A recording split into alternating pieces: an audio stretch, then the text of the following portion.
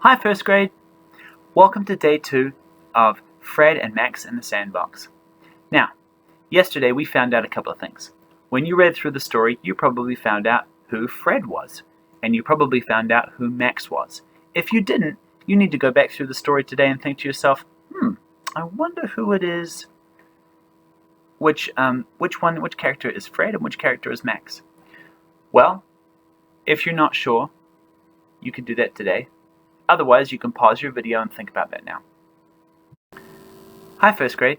I've got a bunch of words here that we're going to use which are decodable words. When I show you on my fingers, that means I'm going to say the sounds and you're to follow along. When I do this, that means you say the word. So, first I'll say, then you try. Ready? Here we go. Pod. Now you try. Ready? Go. Nice job. Try along at home. Here's the second word. Ready? Go. Pond. Now you try. Good job. Here's the next one. Fond. Now you try. Next word. Ready? Go. Fend. Now you try. Here's the next word. Go. Fed. Now you try. Ready? Go. Fed. Awesome. Here's the next word. Fred. It's the name of a person. Ready? Go. Fred. Here's the next word. Go. Red. Now you try. Ready? Go. Red. Here's the next word. Ready? Go. Bed. Now you try. 1, 2, 3. Awesome. Almost done. Here we go. Bend. Now you try yourself. Bend. Final word. Here we go. Send. Now you try by yourself. Awesome. Let's take a look at what some of these words mean, and then I'll explain one more thing. So, up the top you can see pod, kind of like peas in a pod. Pond, that one's not too tricky, we know what that means.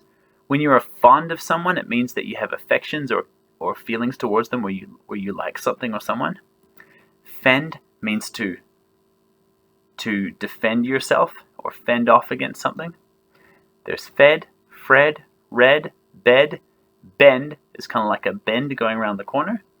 And send is like sending a letter.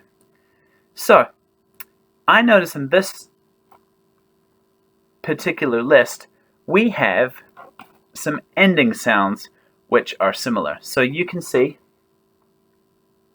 right here, right here, right here, right here, and right here. The sounds ND repeats itself throughout this list a lot.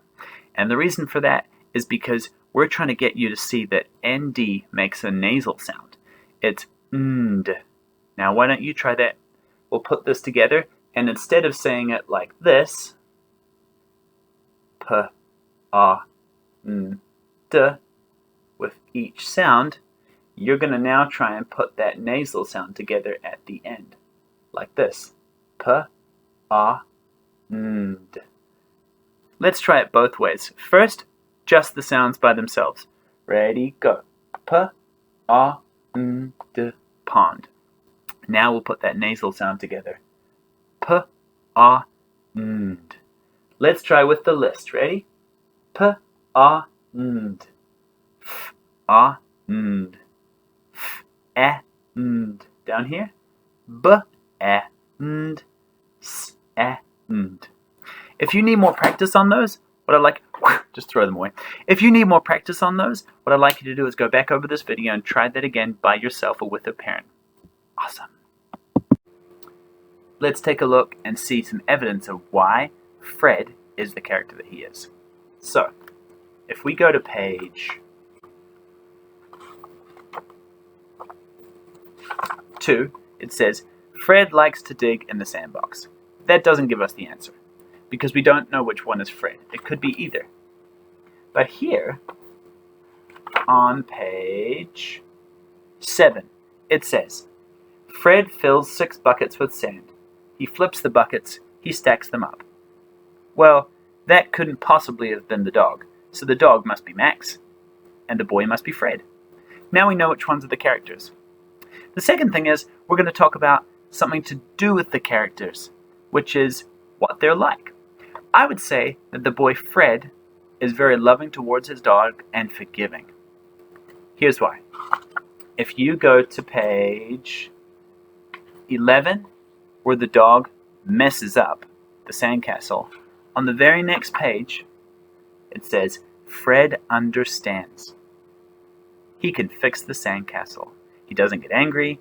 He's surprised, but he doesn't get angry. He's very forgiving of his dog, and he shows love towards him. The thing I would say about Max is that he is a patient dog. Look at this. Here's my evidence that he is a patient dog. At one point,